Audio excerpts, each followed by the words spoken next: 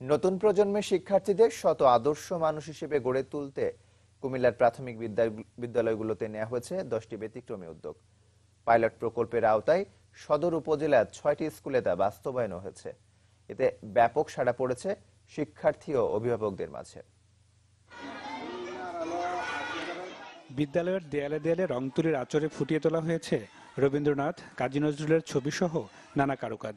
লেখা আছে গুণীজনদের শিক্ষণীয় বাণী। সরকারের ভিশন 2041 ও টেকসই উন্নয়ন লক্ষ্যমাত্রা অর্জনে শিক্ষা প্রতিষ্ঠানে নেওয়া হয়েছে বহুমুখী উদ্যোগ। এরই ধারাবাহিকতায় কুমিল্লার প্রাথমিক বিদ্যালয়গুলোতে শিক্ষার মান বাড়ানো সহ পরিবেশ পরিবর্তনে 10টি উদ্যোগ নিয়েছে জেলা প্রশাসন। সদর উপজেলার 6টি স্কুলে তা বাস্তবায়ন হয়েছে। মুক্তিযুদ্ধ কর্নারে তুলে ধরা হয়েছে ইতিহাসের নানা দিক। নতুন নতুন শব্দ শেখার জন্য রয়েছে ল্যাঙ্গুয়েজ ক্লাব। আর সততা স্টোরের মাধ্যমে শিক্ষার্থীদের আসছে ইতিবাচক পরিবর্তন। দাম 20 টাকা বা 10 টাকা যেটাই হয় তা আমরা নিজে নিয়ে কোনো কম দিই না। স্কুলের লাইব্রেরির মধ্যে 1971 সালের যুদ্ধে সব কিছু লেখা আছে।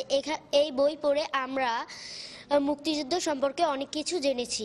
বাড়িতে যেমন কাজ করি আমি স্কুলে এমন কাজ করি, বিদ্যালয়কে পরিষ্কার রাখি, শ্রেণীকক্ষকে পরিষ্কার রাখি। শিক্ষকরা বলছেন এসবের মাধ্যমে দায়িত্ববোধ সহ দেশপ্রেমে উদ্বুদ্ধ হচ্ছে ছাত্রছাত্রীরা। এমন উদ্যোগকে স্বাগত জানিয়েছে সচেতন নাগরিক সমাজ।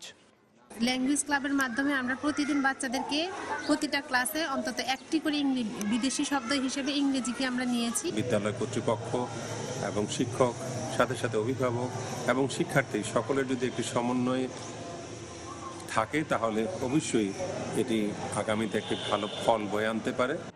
জেলা প্রশাসক জানান, নতুন প্রজন্মের শিক্ষার্থীদের সুনাগরিক হিসেবে গড়ে তুলতেই এমন আয়োজন।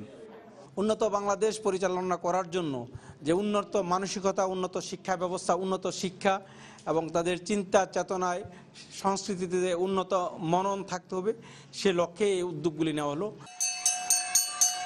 কুমিল্লায় প্রাথমিক বিদ্যালয় রয়েছে 2000-এর বেশি। প্রতিটি স্কুলে প্রকল্পটি দ্রুত বাস্তবায়ন হোক চাওয়া সবার। Desk report, channel 24।